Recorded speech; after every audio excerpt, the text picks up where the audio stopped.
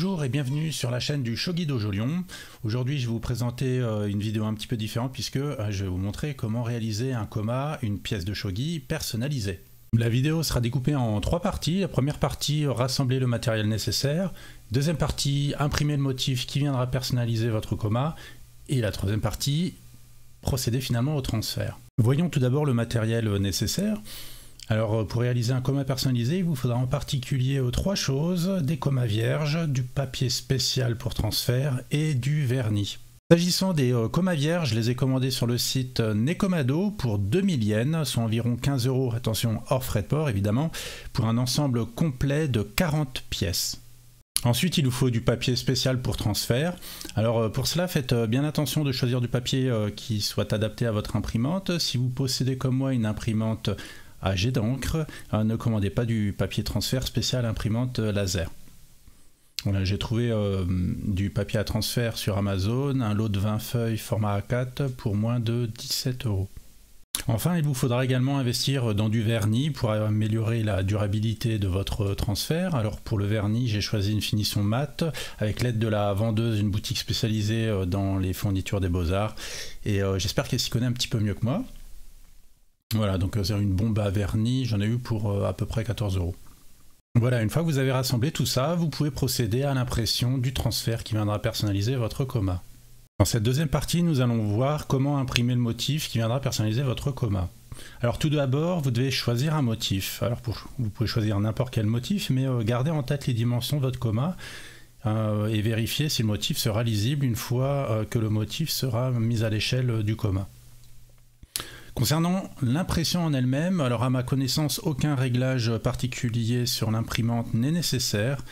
Il me semble même que dans mon cas, le réglage de haute qualité avait un résultat qui était moins bon que l'impression normale parce que l'encre bavait davantage.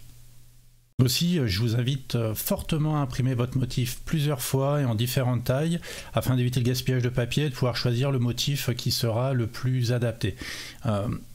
Regardez, dans mon cas en exemple, l'encre a bavé à plusieurs endroits et certains motifs malheureusement sont inutilisables. Laissez ensuite sécher au moins 2 heures, voire plus selon votre matériel. Bon, moi ayant raté mon premier essai, j'ai laissé sécher carrément toute la nuit pour le deuxième essai. En effet, l'encre ne rentre pas tout de suite dans le papier à transfert, comme s'il était légèrement imperméable. Aussi, j'ai découpé la feuille d'impression sur toute la longueur, bien à la perpendiculaire, pour que le reste de la feuille puisse ensuite servir à d'autres impressions.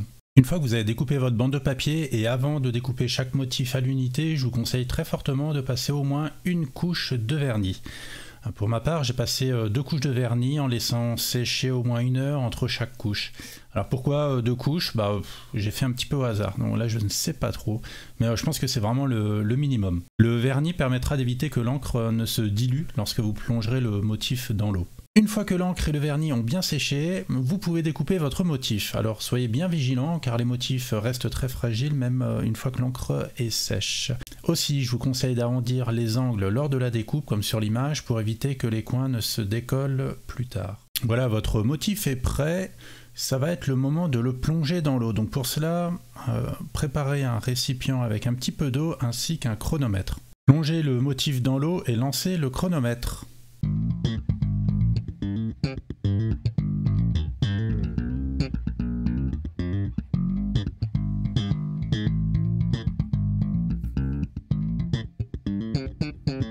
Voilà, alors une fois que vous avez plongé le motif entre 50 et 60 secondes dans l'eau, ensuite vous pouvez le sortir et le glisser doucement sur le côté pour vérifier s'il se décolle du papier à transfert.